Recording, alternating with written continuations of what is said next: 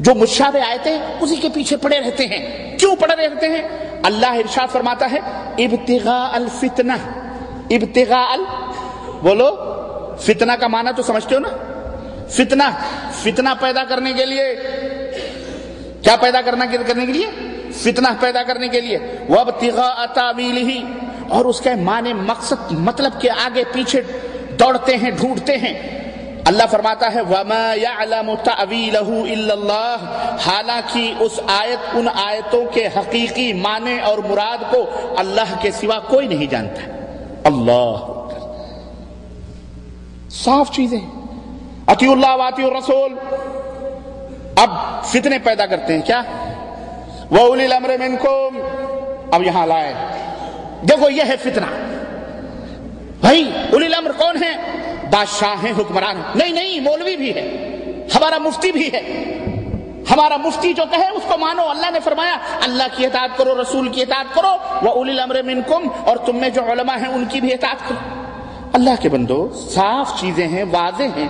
اگر اولی الامر منکم یہ آیت متشابہات میں اگر ہم لے لیں اولی الامر، اللہ کے رسول صلی اللہ علیہ وسلم کی احادیث کو کھنگالیں ٹٹولیں، لیکن یہ کہاں آتا ہے کہ فلانے ہی عالم کی لو، فلانے ہی عالم کی لو، فلانے ہی عالم کی لو اور کسی کی مت لو؟ یہ کس نے آپ کو کہہ دی؟ سمجھ رہے نا؟ تو بعض آیتیں ایسی ہیں جیسے الا ان اولیاء اللہ لا خوف علیہم ولا هم يحزنون. سنو اللہ کے جو اولیاء ہیں نہ انہیں کوئی خوف ہے نہ کوئی غم ہے. اب اس آیت کریمہ کو حجویری، داتا گنج حجویری اور خواجہ اجمیری کے اوپر فٹ کرتے ہیں، یا جو مر گئے 500 800 1000 برس پہلے ان کے اوپر فٹ کرتے ہیں. کہتے جی اولیاء اللہ کو نہ کوئی غم ہے نہ کوئی فکر ہے، خلاص یہ ہمارے اولیاء اللہ مراد ہے. وہ کہہ رہا ہمارے اولیاء اللہ مراد ہے، وہ کہہ رہا ہمارے اولیاء اللہ مراد ہے.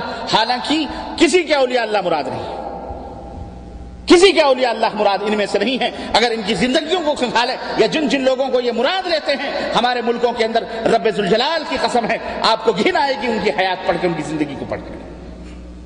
سے کچھ اور مراد ہے، وہ اللہ ہی جانتا ہے. وہ کون جانتا ہے؟ اولیاء اللہ کو کون جانتا ہے؟ ہم جانتے ہیں، آپ جانتے ہیں؟ اللہ جانتا ہے. وہی ہے وما يعلم تاویلہ الا اللہ. اس مراد اس سے کون ہے وہ اللہ ہی جانتا ہے. کون اولیاء الرحمن ہے اور کون اولیاء الشیطان ہے، کون رحمان کے دوست ہیں اور کون شیاطین کے دوست ہیں، وہ اللہ جانتا ہے. ہم اور آپ نہیں جانتے. لیکن فتنہ پیدا کرنے کے لیے، شرک اور بدعات کو فروغ دینے کے لیے، خرافات پیدا کرنے کے لیے، امت کو ٹکڑوں میں بانٹنے کے لیے، واللہ ابھی میں بتاؤں گا آپ کو حیرت ہوگی کہ بدعت کی ان کرشمہ سازیوں نے اور ان فتنہ انگیزیوں نے کس قدر امت کو توڑ کر کے ٹکڑے کیا ہے. اور لوگ اس کو معمولی سمجھ کے بیٹھے ہوئے.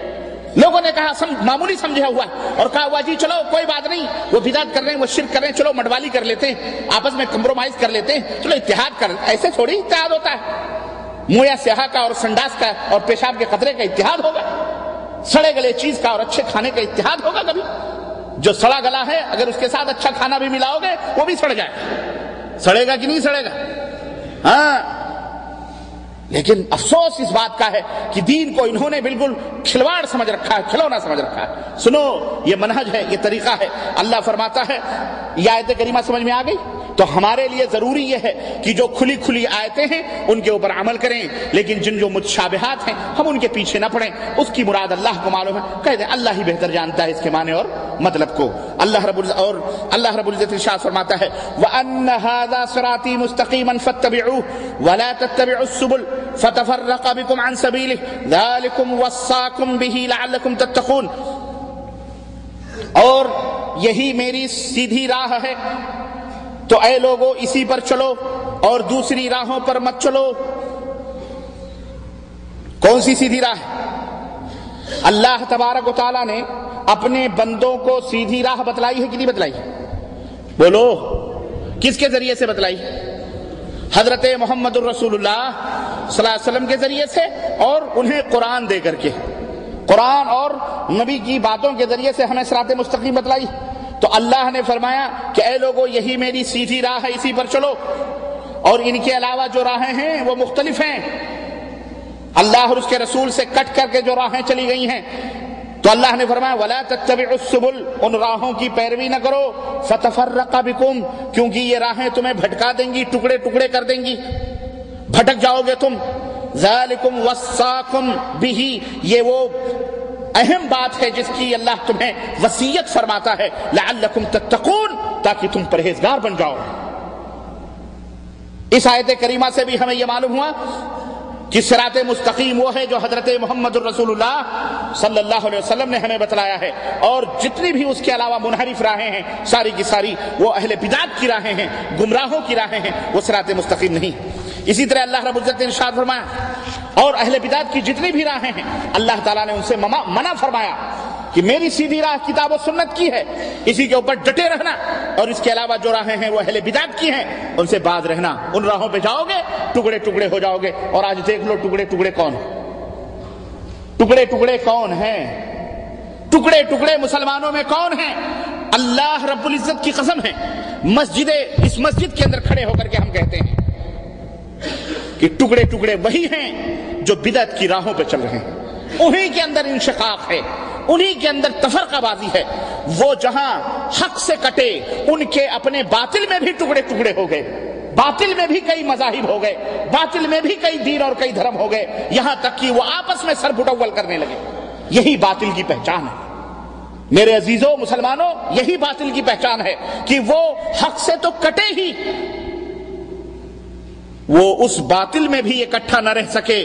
تحسبهم جميعا وقلوبهم شتى، انہیں بظاہر تمہیں نظر آئے گا تمہارے مقابلے میں اکٹھا ہیں، لیکن وہ آپس میں اکٹھا نہیں ہیں، وہ ایک دوسرے کو غلط سلط کہتے ہیں۔ یہ اہل بدعت کی پہچان بھی ہے، یہ وہی باطل پر اللہ فرما رہا ہے وعلى الله قصد السبيل ومنها جائر ولو شاء لهداكم اجمعين، اور اللہ تعالی پر سیدھی راہ کا بتا دینا ہے۔ سیدھی راہ کون بتلاتا ہے؟ بولو اللہ تعالیٰ سیدھی راہ کو بتلاتا ہے، اور بعض ٹیڑھی راہیں ہیں، یعنی خیر بھی ہے شر بھی ہے، خیر بھی ہے حلال بھی ہے اور حرام بھی ہے، خیر بھی ہے شر بھی ہے، سیدھی راہ بھی ہے، اور اس کے ارد گرد ٹیڑھی راہیں بھی ہیں۔ اللہ فرماتا ہے اگر وہ چاہتا تو سب کو راہ راست پر لگا دیتا، لیکن فائدہ اس کا کیا ہے پھر جنت اور جہنم کے بنانے کا؟ یہ دنیا لیبلوکم ایکم احسن عملا بنائی ہی اسی لیے گئی ہے تاکہ تمہاری آزمائش ہو، تمہاری پریکشا ہو، تمہارا امتحان ہو کہ جنت میں جانے والا کون ہے، جہنم میں جانے والا کون ہے۔ اور قصد السبیل یہی حق راستہ مراد ہے، صراط مستقیم مراد ہے، اور اس سے جو منحرف راہیں ہیں الگ ہیں، وہ ساری بدعت و ضلالت کی راہیں ہیں جس سے ہمیں منع کیا گیا ہے۔ اللہ رب العزت کا فرمان سنو مسلمانوں، ان الذين فرقوا دينهم وكانوا شيعا لست منهم في شيء انما امرهم الى الله ثم ينبئهم بما كانوا يفعلون۔